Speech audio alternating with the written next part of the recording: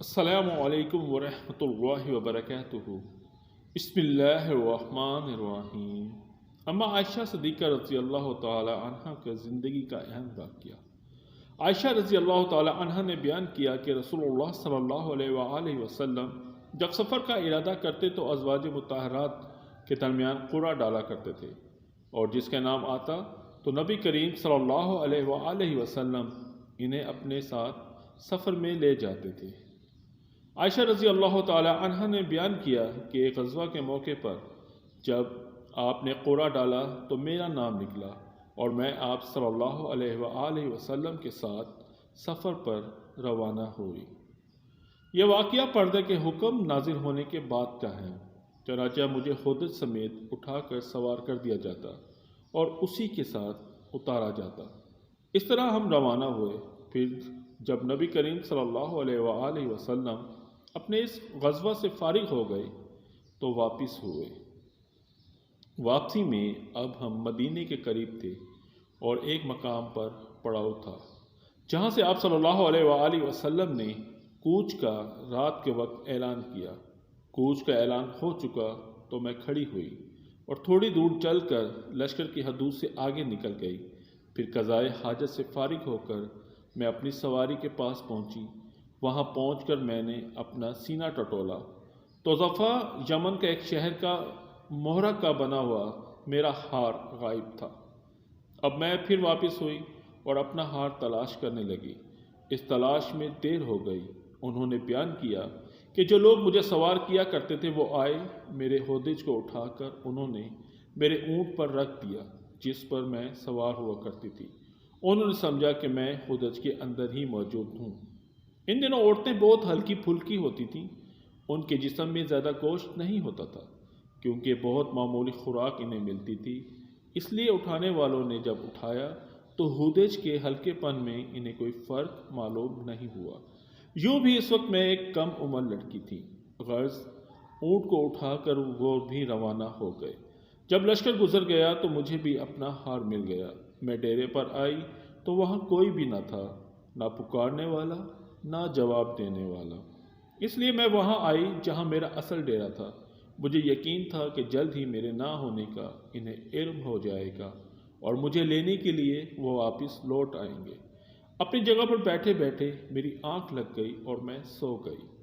صفوان بن معطل سلمی قوانی رضی اللہ تعالی عنہ لشکر کے پیچھے پیچھے آ رہے تھے تاکہ لشکر کی کوئی چیز گم ہو گئی ہو تو وہ اٹھا لیں۔ انہوں نے ایک سوئے انسان کا سایہ دیکھا اور جب قریب آ کر مجھے دیکھا تو پہچان گئے۔ پردے سے پہلے وہ مجھے دیکھ چکے تھے۔ مجھے جب وہ پہچان گئے تو انا للہ پڑھنا شروع کیا اور ان کی آواز سے میں جاگ اٹھی اور فوراً ہی اپنی چادر سے میں نے اپنا چہرہ چھپا لیا۔ اللہ کی قسم میں نے ان سے زیادہ ایک لفظ بھی نہیں کہا اور نہ سوا انا للہ کے میں نے ان کی زبان سے کوئی لفظ سنا۔ وہ سواری سے اتر گئے اور اسے انہوں نے بٹھا کر اس کی اگلی ٹانگ کو موڑ دیا تاکہ بغیر کسی مدد کے ام المومنین اس پر سوار ہو سکیں۔ میں اٹھی اور اس پر سوار ہو گئی۔ اب وہ سواری کو آگے سے پکڑے ہوئے لے کر چلے۔ جب ہم لشکر کے قریب پہنچے تو ٹھیک دوپہر کا وقت تھا۔ لشکر پڑاؤ کیے ہوئے تھا۔ ام المومنین رضی اللہ تعالی عنہ نے بیان کیا کہ پھر جسے ہلاک ہونا تھا وہ ہلاک ہوا۔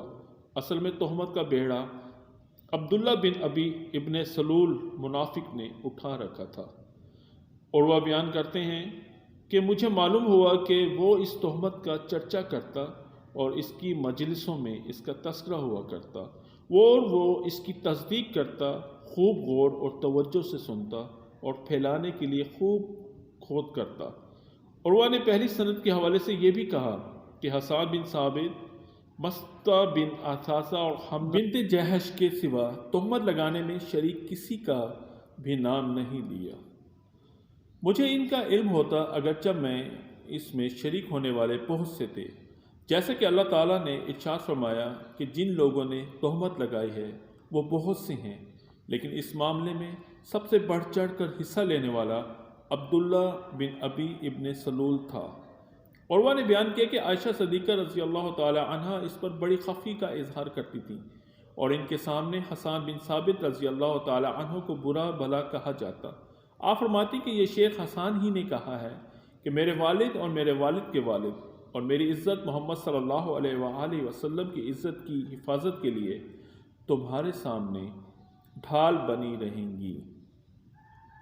عائشہ رضی اللہ تعالی عنہ نے بیان کیا کہ پھر ہم مدینے پہنچ گئے اور وہاں پہنچتے ہی میں بیمار ہو گئی تو 1 مہینے تک بیمار ہی رہی۔ اس عرصہ میں لوگوں میں تہمت لگانے والوں کی افواہوں کا بڑا چرچا رہا، لیکن میں ایک بات بھی نہیں سمجھ رہی تھی۔ البتہ اپنے مرض کے دوران ایک چیز سے مجھے شبہ ہوتا کہ رسول اللہ صلی اللہ علیہ وآلہ وسلم کی وہ محبت و عنایت میں نہیں محسوس کرتی تھی جس کو پہلے جب بھی بیمار ہوتی میں دیکھ چکی تھی۔ آپ میرے پاس تشریف لاتے، سلام کرتے اور دریافت فرماتے کیسی طبیعت ہے، صرف اتنا پوچھ کر واپس چلے جاتے۔ آپ صلی اللہ علیہ وآلہ وسلم کے اس طرز عمل سے مجھے شبہ ہوتا کہ شر جو پھیل چکا تھا اس کا مجھے کوئی احساس نہیں تھا۔ مرض سے جب افاقہ ہوا تو میں مستہ کے ساتھ مناسہ کی طرف گئی۔ مناسہ مدینے کی آبادی سے باہر ہمارے رفع حاجت کی جگہ تھی۔ ہم یہاں صرف رات کے وقت جاتے تھے۔ یہ اس سے پہلے کی بات ہے جب بیت الخلاء ہمارے گھروں کے قریب بن گئے تھے۔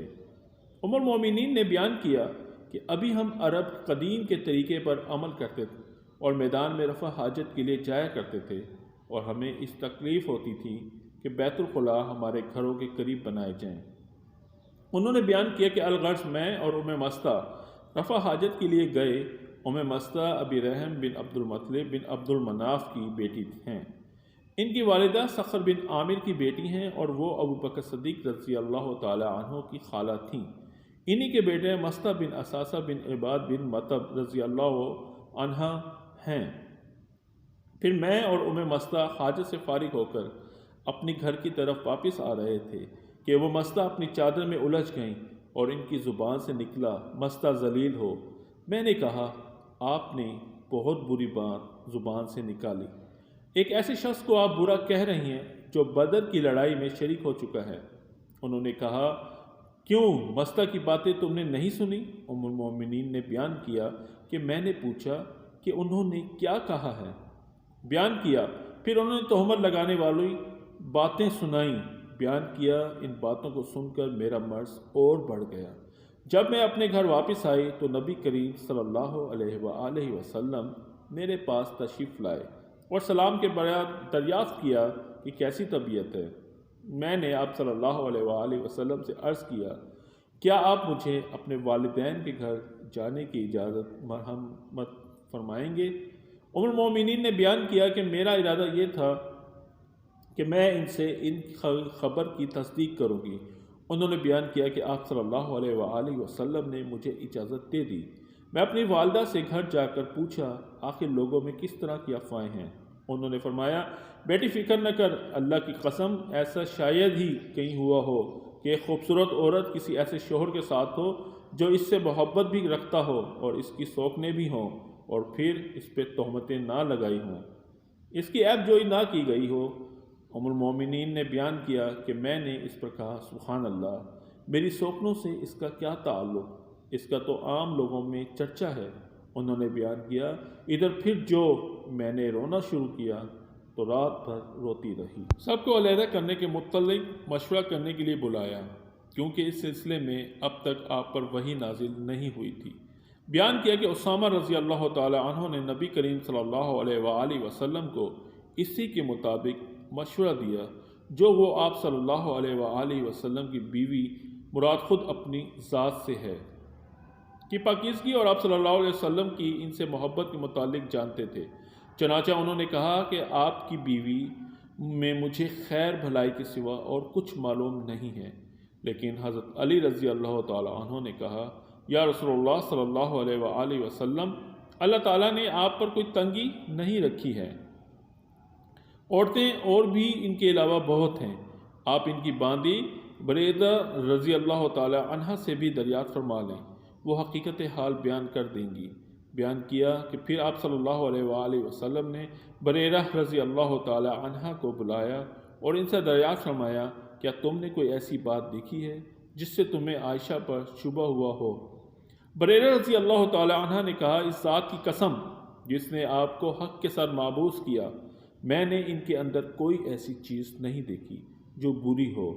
اتنی بات ضرور ہے کہ وہ ایک نو عمر لڑکی ہیں، آٹا گوندھ کر سو جاتی ہیں اور بکری آ کر اسے کھا جاتی ہے۔ انہوں نے بیان کیا اس دن رسول اللہ صلی اللہ علیہ وآلہ وسلم نے صحابہ کرام رضی اللہ تعالی اجمعین کو خطاب کیا اور منبر پر کھڑے ہو کر عبداللہ بن ابی منافق کا معاملہ رکھا۔ آپ صلی اللہ علیہ وآلہ وسلم نے فرمایا اے گروہ مسلمین، اس شخص کے بارے میں میری کون مدد کرے گا جس کی اذیتیں اب میری بیوی کے معاملے تک پہنچ گئی ہیں؟ اللہ کی قسم میں نے اپنی بیوی میں خیر کے سوا اور کچھ نہیں دیکھی، اور نام بھی ان کے لوگوں کے ایسے شخص صفوہ بن معطل رضی اللہ تعالی عنہ جو ام المومنین کو اپنے اونٹ پر لائے تھے لیا ہے، جس کے بارے میں بھی خیر کے سوا اور کچھ نہیں جانتا۔ وہ جب بھی میرے گھر آئے تو میرے ساتھ ہی آئے۔ ام المومنین رضی اللہ تعالی عنہ نے بیان کیا کہ اس پر سعد بن معاذ رضی اللہ تعالی عنہ قبیلہ بنو سہل کے اہم رشتہ دار تھے، اور عرض کیا کہ میں یا رسول اللہ آپ کی مدد کروں گا، اگر وہ شخص قبیلہ اوس کا ہوا تو میں اس کی گردن مار دوں گا، اور اگر وہ ہمارے قبیلے کا ہوا تو آپ کا اس کے متعلق جو بھی حکم ہوگا ہم بجا لائیں گے۔ ام المومنین نے بیان کیا کہ اس پر قبیلہ خزرج کے ایک صحابی کھڑے ہوئے۔ حسان کی والدہ ان کی چچا زاد بہن تھیں، یعنی سعد بن عبادہ رضی اللہ تعالی عنہ۔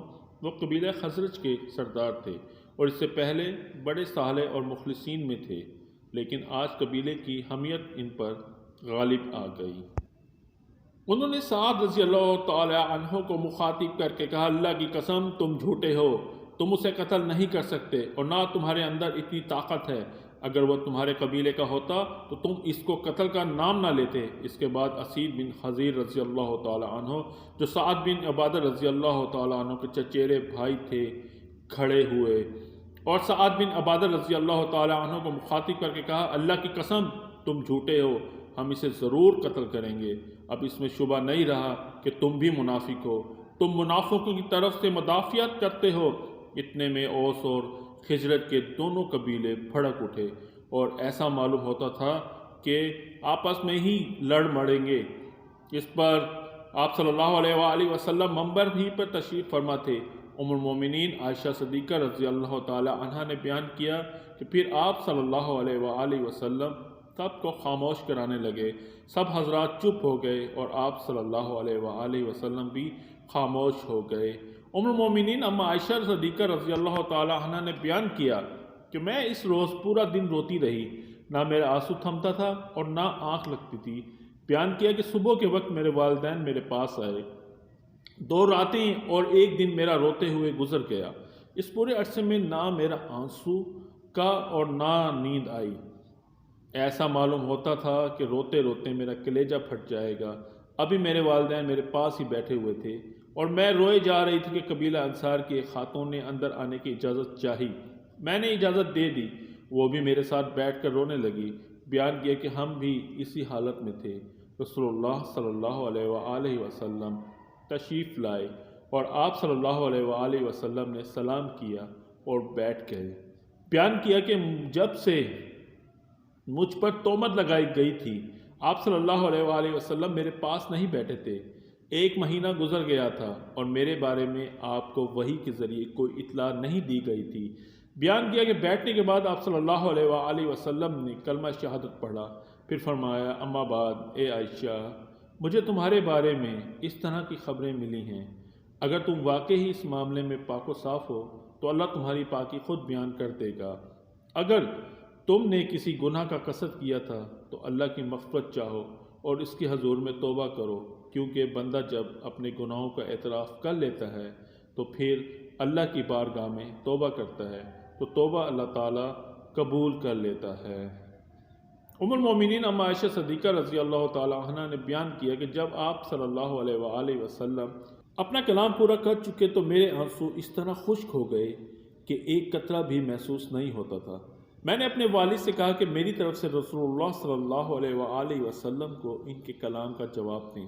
والد نے فرمایا اللہ کی قسم میں کچھ نہیں جانتا کہ آپ صلی اللہ علیہ وآلہ وسلم سے مجھے کیا کہنا چاہیے۔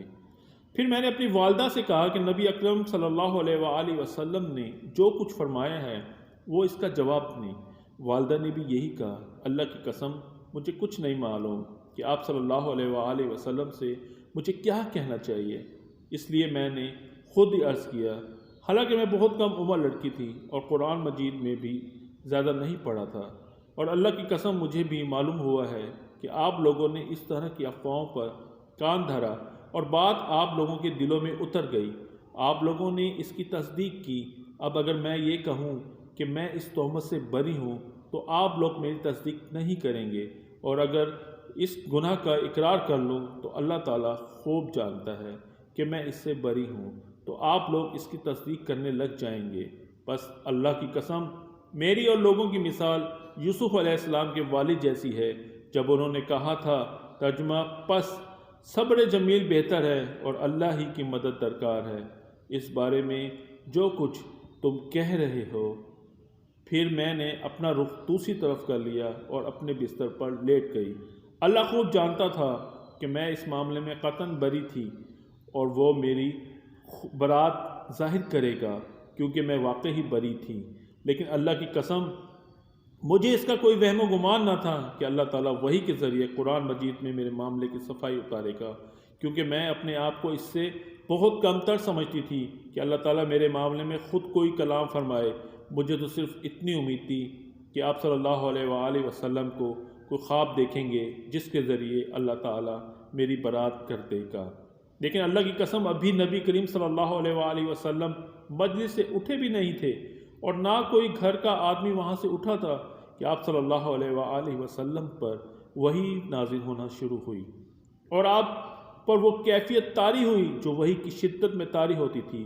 موتیوں کی طرح پسینے کے قطرے آپ کے چہرے سے گرنے لگے، حالانکہ سردی کا موسم تھا اور یہ اس وحی کی وجہ سے تھا جو آپ پر نازل ہو رہی تھی۔ ام المومنین رضی اللہ تعالی عنہا بیان فرماتی ہیں کہ پھر آپ کی وہ کیفیت ختم ہوئی تو آپ تبسم فرما رہے تھے۔ سب سے پہلا کلمہ جو آپ کی زبان میں مبارک سے نکلا وہ یہ تھا، آپ صلی اللہ علیہ وآلہ وسلم نے فرمایا، اے عائشہ اللہ نے تمہاری برات نازل کر دی ہے۔ انہوں نے بیان کیا ہے کہ اس پر میری والدہ نے نبی کریم صلی اللہ علیہ وآلہ وسلم کے سامنے کھڑی ہو جاؤ۔ میں نے کہا نہیں، اللہ کی قسم میں آپ کے سامنے نہیں کھڑی ہوں گی، میں اللہ عز و جل کے سوا اور کسی کی حمد و ثنا نہیں کروں گی کہ اس نے میری برات نازل کی ہے۔ بیان کیا کہ اللہ تعالیٰ نے نازل فرما دیا ہے۔ ترجمہ جو لوگ تہمت تراشی میں شریک ہوئے ہیں، 10 آیتیں اس سلسلے میں نازل فرمائیں۔ جب اللہ تعالیٰ نے سورہ نور میں یہ آیتیں میری برات کے لیے نازل فرمائیں تو ابوبکر صدیق رضی اللہ تعالیٰ عنہ جو مصطح بن اثاثہ کے اخراجات اس سے قرابت اور اس کی محتاجی کی وجہ سے خود اٹھاتے تھے نے کہا، اللہ کی قسم مصطح نے جب سے عائشہ کے متعلق اس طرح کی تہمت تراشی میں حصہ لیا ہے تو میں اب اس پر کبھی کچھ خرچ نہیں کروں گا۔ اس پر اللہ تعالیٰ نے یہ آیت نازل کی جس کا ترجمہ ہے، یعنی اہل فضل اور اہل ہمت قسم نہ کھائیں غفور و رحیم تک، کیونکہ مصطح رضی اللہ تعالیٰ عنہ یا دوسرے مومنین کی اس میں شرکت محض غلط فہمی کی بنا پر تھی۔